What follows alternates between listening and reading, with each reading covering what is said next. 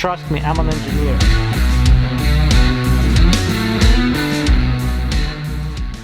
Hey everyone, welcome to my channel.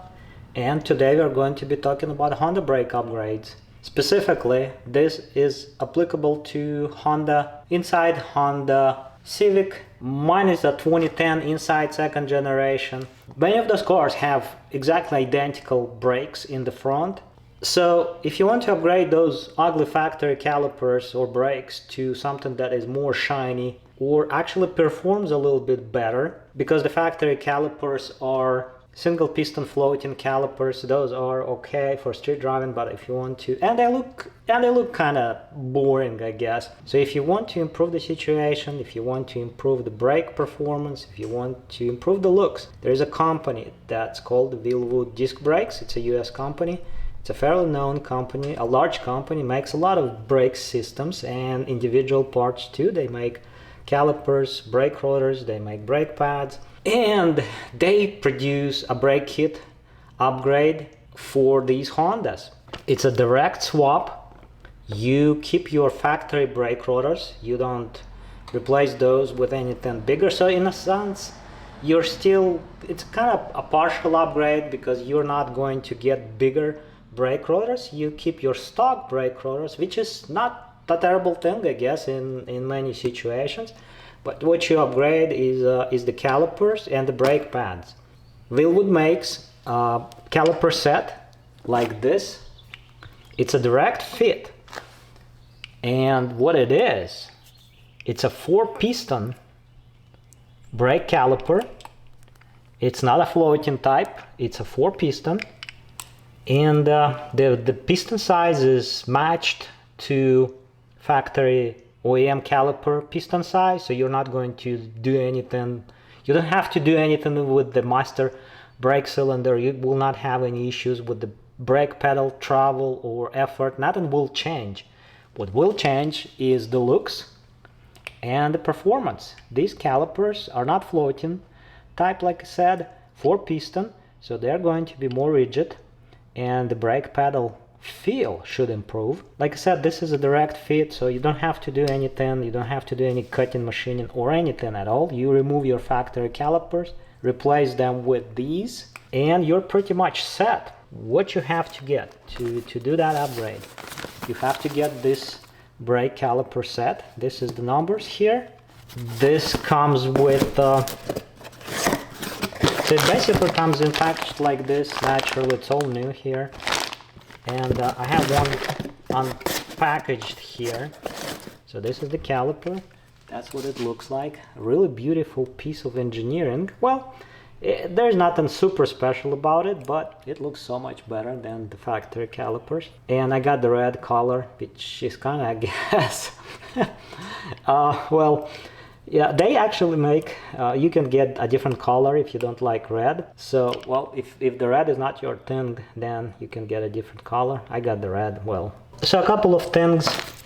So this caliper comes with this banjo type of a bolt. So you can replace your old rusty brake line bolt with this. And there are 2 copper washers too. The threads here are M10 by 1.5 inlet. So this bolt will go into this fitting on the caliper, and it's sized to fit into your original factory brake line. So you don't have to fiddle with the brake lines or anything like that. Like I said, you keep everything factory, you replace the calipers and the pads, and there you go. So the other thing that I'm going to mention is that you have to buy a brake pad kit. This is the brake pad kit that I went with. And, well, yeah, the downside is that you have to keep buying this brand brake pads because no one else makes, well, not that I know of, let's put it that way, not that I know of any other company that makes brake pads for these calipers. In any case, I think this is going to be fine.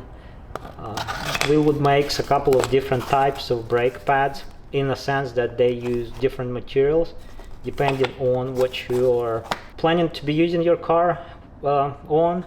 If you're street driving your car, that's one thing. If you take it to autocross or a racetrack, you might get a different type of a brake pad material. But I got these, and They should be fine for the street driving, because my car is a hybrid, so that's really not a demanding type of a braking. So the other thing that I should mention, you have to buy a set of bolts, and here's what I got. This company that I bought these is called Bellmetric, and these are, what are they? What's the size? So these bolts are 12 by 1.5 by 25 millimeter long. That's what these bolts look like. They come in a bag of 5. We only need 4 because the factory bolts, they are M12, but they're 125 millimeter pitch, and these calipers are using 1.5 millimeter pitch. So you cannot reuse your factory bolts. You have to buy a set of bolts, and that's kind of, well, not a bummer, but you just, if you're not prepared, if you don't have these bolts, you cannot really do the installation, and it's not that easy to find the specific size. Well, these are not super rare, but in any case, in a case that you don't have any hardware in your garage, then you may not complete your installation if you don't have this size.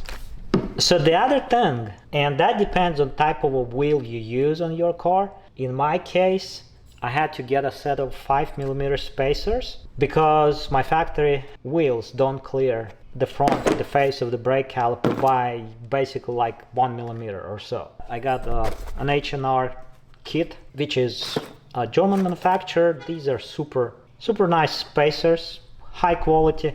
So this kit comes with 2 spacers, and I think it's 8 wheel studs, because you need longer wheel studs.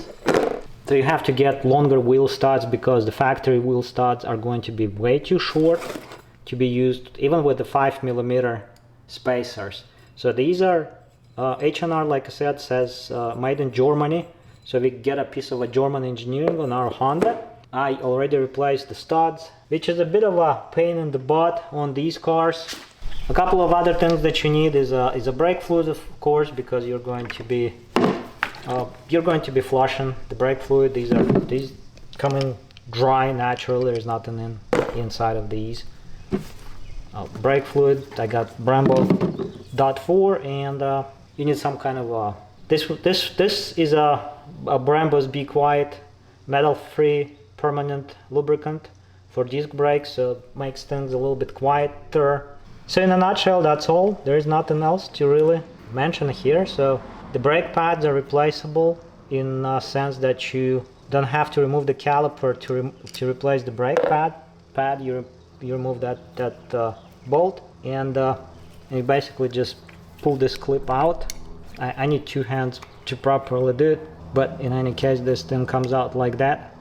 You slide the pads in, you push this back in, you reinstall the bolt, and that's the brake pad replacement, so the caliper stays in place. Super easy to replace brake pads. Yeah, the brake pads, they slide in from the outside. So yeah, that's really nice, and I guess easy, makes things a little bit easier. Let's I guess get to the installation itself. I mean, there isn't a whole lot of things to show, but let's move on and see how this goes on and how it looks when it's installed. Well, I kind of skipped the installation of the caliper. I still have the factory caliper here. Here's the difference. This is the factory piece of metal, kind of rusty and such, but we are going to be disconnecting that from the brake line.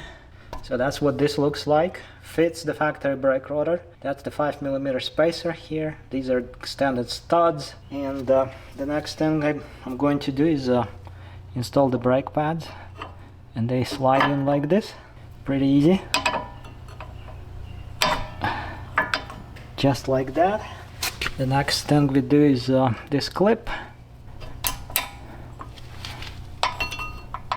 This goes through both pads. Have to line things up, and that goes on like that. And we have this bolt, and here's where we run into a bit of a problem. This is not a metric socket head cap screw, and I don't have anything imperial or standard, so I'm going to be using this T30 Torx, which fits into this hex perfectly.